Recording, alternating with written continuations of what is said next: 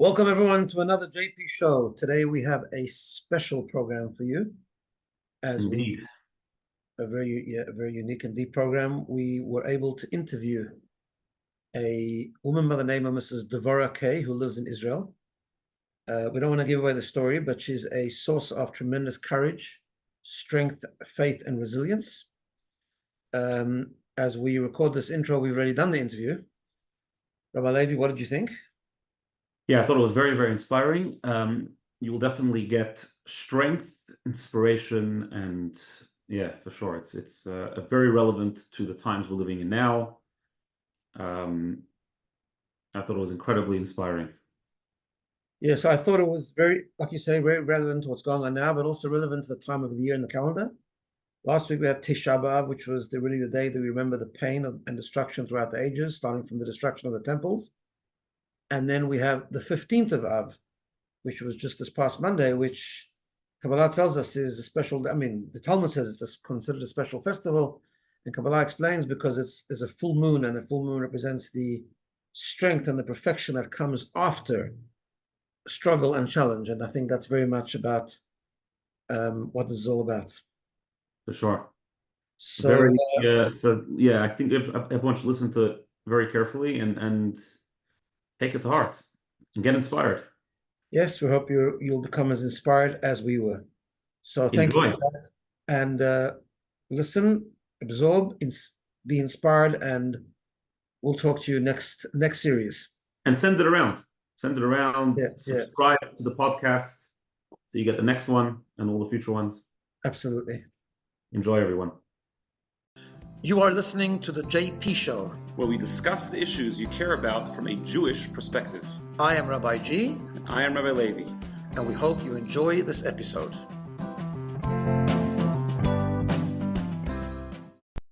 Okay, we are joined by Mrs Devorah Kaye all the way from Israel. Welcome. Devorah and her husband Avi made Aliyah from South Africa a few years ago. And then tragically, a few years ago in 2021, their son Eli, who served in the IDF, was killed in a terrorist attack in the Old City, near the Kotel, near the Western Wall, where he worked as a tour guide. So I heard you speak recently, I think it was Jerusalem.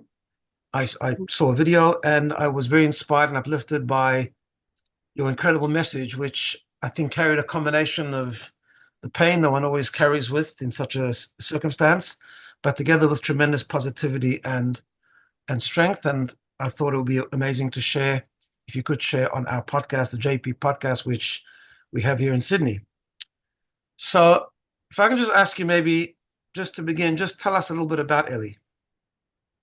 Thank you so much for hosting me, first of all. It's always an honor and a privilege to be part of these podcasts that reach people that we may not always be able to reach and connect with different people. And especially, being in Australia, which is pretty far away, it's just amazing that we're able to connect in this way. So thank you for having me. So Eli was the first of our children who was absolutely determined that when they finished school that he was going to come to Israel. He's our second son. And he was, even from a young age, showed very strong connection to Israel and felt very passionately about it. And then in year 11, he came on a school trip, and that was it. He was absolutely adamant that as soon as he could, he was coming back. He did actually spend a year in Australia after school in yeshiva in Melbourne, first of all, in YG. And then after that, he said he's got to come to Israel. That was kind of his bridging to get into the yeshiva world. And then he came to Israel, and he came to Kiryat Gat, which is a Chabad yeshiva in Kiryat Gat in the south. And he was adamant that he was going to draft to the IDF. He knew from the beginning that he wanted to get into the paratroopers, the Tzanchanim unit. And he also knew that he wanted to make Aliyah, and he wanted to make a life for himself in Israel. And so he followed that dream. And he drafted to the IDF. He was in Tzanchanim. He became a commander in the Tzanchanim unit. He actually served on the Gaza border during some very tricky times. And he was fulfilling what he saw as something crucial as a Jew, as a person, as a young adult. And after his army service, unlike actually many youngsters who finish army service, he didn't leave Israel. He went straight away to work for Hashomer Chadash, which is an agricultural organization in the south. And he worked for them. He actually lived on Kibbutz Nirim, which many people now know about because it's literally on the Gaza border. And he always said to us, "Don't worry, I live in my mamad, in my safe room." And he said,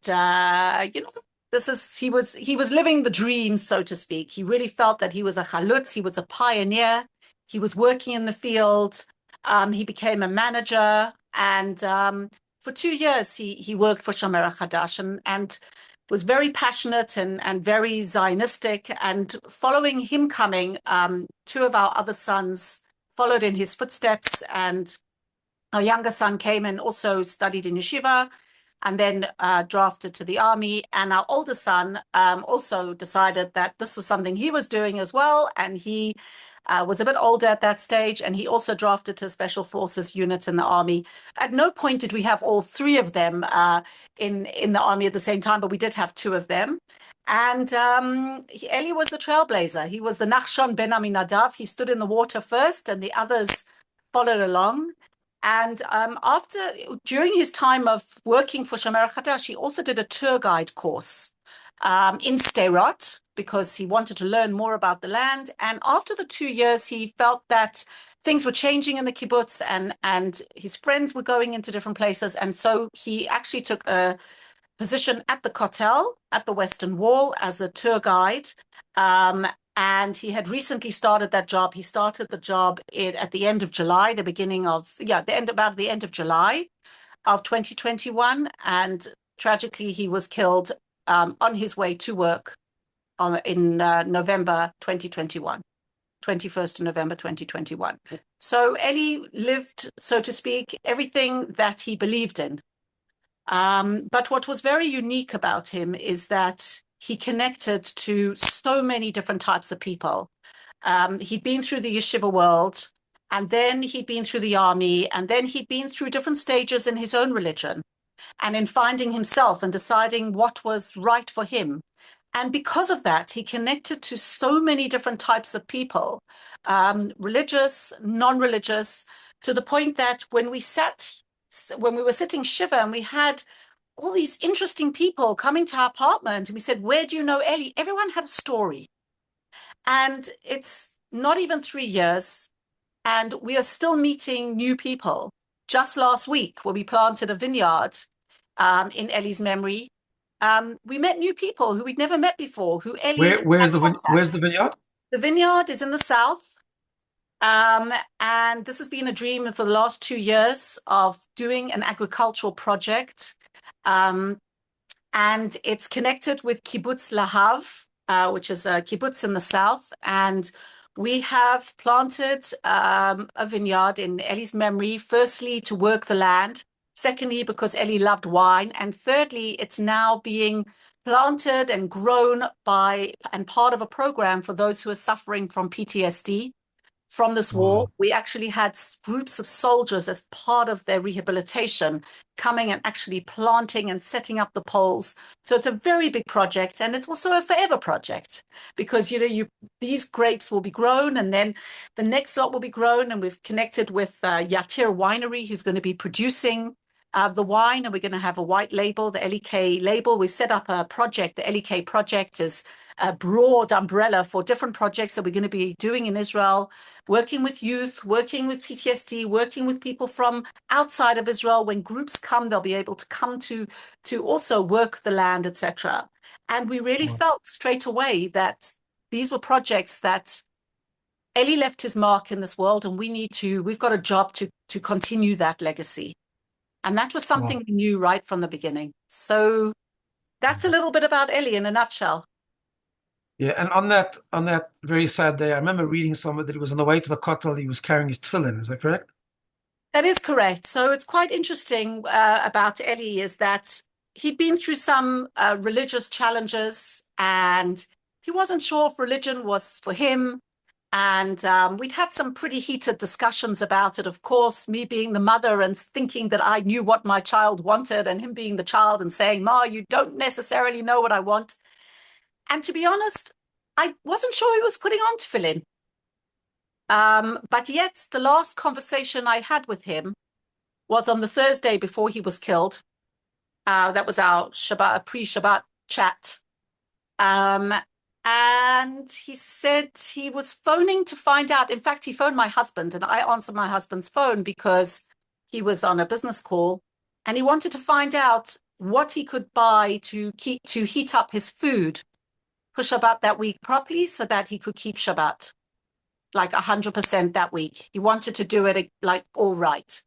I was like, wow, that's unbelievable, Eli, you know. Sure. And I told him, like, go and buy a slow cooker, a crock pot, I'll pay for one, whatever it takes. And we spoke about a timer, and could he warm up the soup on the timer? Of course, he knew the halachot, but it was more about the practicalities. And yet, when he was killed, he had in his backpack his tefillin, and actually a book of Chassidut as well, a Likutei Sichot. And when we sat in Shiva and we opened this book and we showed his friends that it actually had a bullet, you know, through it, they said, yes, we know this book. We've learned it with him. He's taught it to us. Oh, wow. So even during the time where we thought that perhaps he was doing this or that, and it really gave me a wake up as a parent, is that have a little bit more faith in our kids. Have a little bit more faith that they're on the track, and sometimes we just need to, and we try to love and support them unconditionally. And I think many of the times we do, but we're surprised as parents. We're really surprised. So, yeah. So like you said before, it's just been 3 years, or just under 3 years. Yeah. So I heard you speak, and you just had the most uplifting and positive and strong, inspiring message. So share it with us. What is it that keeps you going, and what is that message? So, as I mentioned when I spoke, and I stand by this, is that we had quite a lengthy period on the morning that Eli was killed of actually finding out what had happened, and it was a number of hours until we actually were told, etc. And we ended up being told in the hospital that Eli had been taken to about 6 hours after the incident happened. And we were all in this room, and my eldest son broke the news to us. He'd found out. It's a long story, maybe for another conversation. And immediately on hearing the news, I turned to my children who were with me then, not all of them were, and I said to them, I said, we will be okay. We will be okay. We will get through this. And I don't think I realized what a big statement I was saying at the time, but it is a mantra that I live my life by from then until now. I feel strongly that this tragedy could not define who we are. This tragedy could not bring us down. Your child does not get handpicked in the way Eli was handpicked for no reason. You do not have 17,000 people at a funeral of someone who'd only been in the country a few years. If there is not more of a job, if there is not a further plan to this, I don't know what that plan is. I may never know what the plan is, but I knew from those early moments that I needed the strength to go on in a different kind of way. You know, there've always been these statements like, God doesn't give things to people they can't handle, and God doesn't test people. And I don't know about that. I'm not sure that anyone ever wants to be tested in any of the challenging ways that life has to give them. But I would say that when tragedy comes your way, you do have a choice as to how you are going to deal with it. It's not always an easy choice, and not for everybody in my family was it the easiest of choices. Every one of us managed in our own way. Some managed the tragedy in a different way from others. I don't want to say in a better or a worse, because I think that mourning is a very important part. However, when we dig deep and we say that we are going to do something meaningful with this, we are not going to let this tragedy define us. We are going to use this tragedy to make a difference to other people's lives. It's a mind shift. And I would say that from those few moments right in the beginning, that is the mind shift that I took on. And that's the mind shift that I live my life by. We all have choices when hard things come our way. And I always say it doesn't have to be the death of someone. It could be anything. Every single person has challenges in their life. There is no such thing as no challenges. But we have to decide, how are we going to let it define us? And I always do use the example of pulling that duvet over my head, over our heads, and saying, I can't move. I can't get up. And then analyzing and saying, why can't I get up? Why can't I move forward? And thank God I had the strength and the ability to be able to do that. And I understand and respect that not everybody can. But this is how I live my life. However, there are times where it's not so easy. There are days that I don't necessarily feel so strong. But even on those days, I push myself. I know when they're coming on. I can feel them, whether it's a Erev Eli's birthday or whatever it is. And sometimes I allow myself just to go with it. And that's also okay. Just to be in that moment and know that today is just going to be one of those days. But on the whole, I do try to live my life in a meaningful way. And one of the things that struck me very strongly was during Shiva, there was an organization that came in to visit us. And there are many, unfortunately, there are many organizations in Israel that are there to support people in our situation. And this organization came in and was very, very kind of them to even come and to visit us. And the one woman turned to me and she said, welcome to the club. You're now part of our club. Wow. And I looked at her and I said, I am not part of any club. I'm not a groupie. I've never been a groupie. And I'm not going to be a groupie now. And I'm not minimizing the work that these organizations do. However, for me, that was not my identity. I am not going to be a victim of terror. I have the status in this country, but I'm not going to take on the victim mentality. I am not a victim. I have had a terrible tragedy happen to me in my life. My family have had a terrible tragedy. But Eli would not have wanted us to sit and mourn and let this tragedy define us. And that's how I view it. That is so powerful. So I'm hearing two things coming together here. I just want to clarify, maybe just if you're talking about not defining and not being a victim, but I'm understanding that the way you're doing that is to give the whole thing meaning and purpose, and to keep working to bring more meaning in his memory and more meaning to your life and meaning and purpose. So yes, there's really two aspects to this.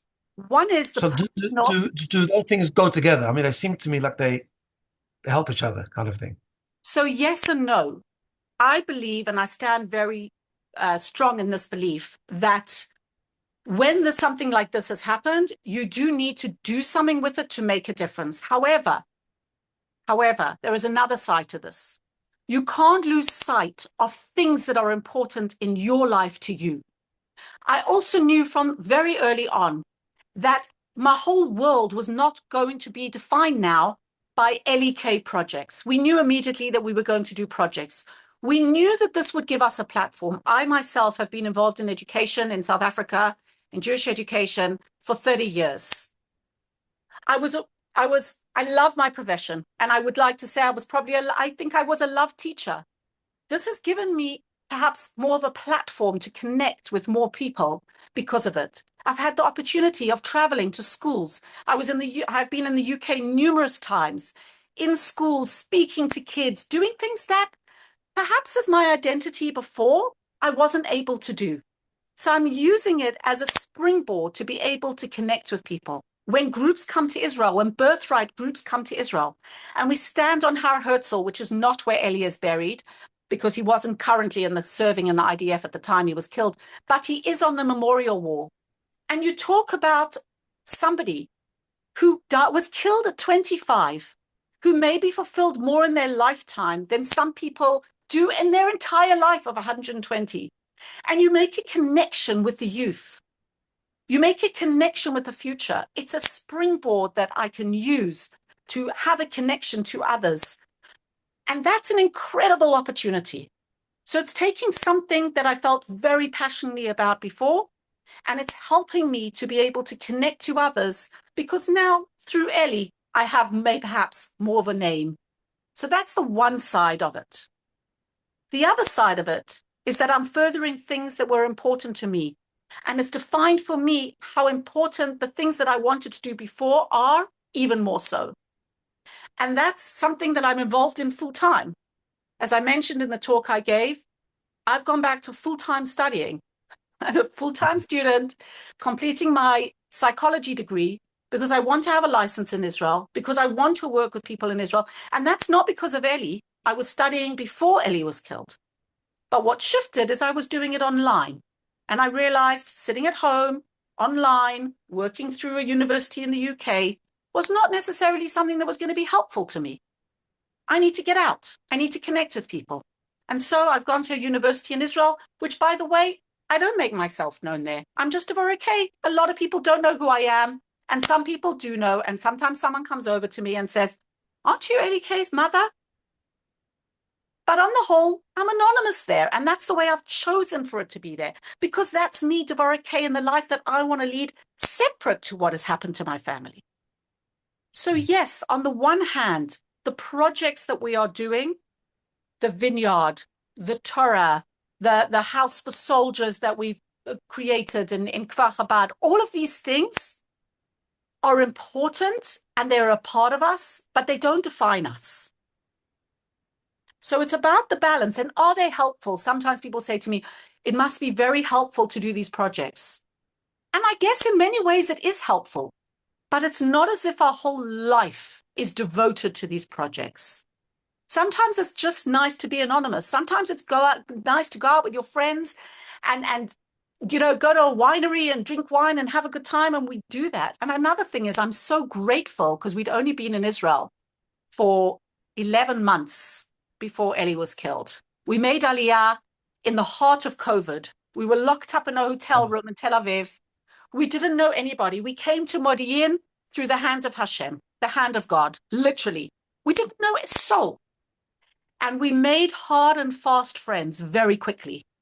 And that's another thing I say, that thank God when our tragedy happened, we had those close friends, and it wasn't all of a sudden forming friends because of our circumstances. And these are ways where you don't let your tragedy define you, and you don't only involve yourself in doing things because of your circumstances. Wow. So if I could just ask you one more question. I mean, that's amazing. Sure, that's really been amazing. Just to shift that direction a little bit, but still connected. So I live in Sydney, Australia, and talk to people here, and obviously I have family in Israel, talk to them. So Israel right now is going through a bit of a collective trauma, tragedy, challenge, however you want to define it. So how can you share some positivity, some inspiration that you've maybe internalized personally on a more collective level? I can do that. I also just want to share with your listeners that on the 7th of October, when the war broke out, all of my children were called up to the army. Wow.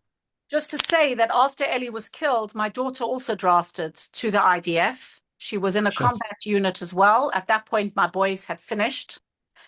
At the time when the war broke out, she was serving. She was the only one of my kids who was in Sadir, who was in the actual, as a soldier. My other kids were considered for Miluim.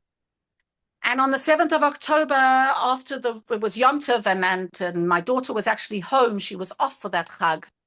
And we heard the rockets, and we didn't know what was going on. And eventually there was a knock on the door, and there was a chayelet, there was a soldier at the door. And she said, "Where's Naama?" That's my daughter. And she said, "Naama, put your phone on. There's a war. We're going to war. Get yourself to the base." My daughter was like, "What? What do we do?" She put her phone on, and within 2 hours, she had gone. Wow. By the end of Yom Tov, which was only one day for us, my other 2 sons and my daughter-in-law had been called up and went. Sure. For the first 4 months of this war, all of my kids were fighting in this war. Wow. My boys were in Gaza, and as I sit here today, just short of a year almost of this war, my youngest son is back in Gaza. Wow. So what can I tell you? When they came to tell me that they were going, my heart was heavy. And my heart is heavy. But I also know that they are living with meaning and purpose. And I can't stop them from doing the things that they feel is meaningful in their life because of Eli or because of our tragedy. And I don't say that easily. There are days when we're very anxious.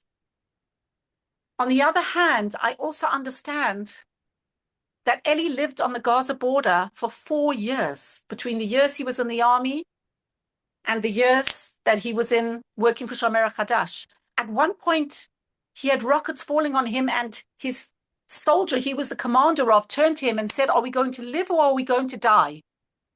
And he said, "I don't know."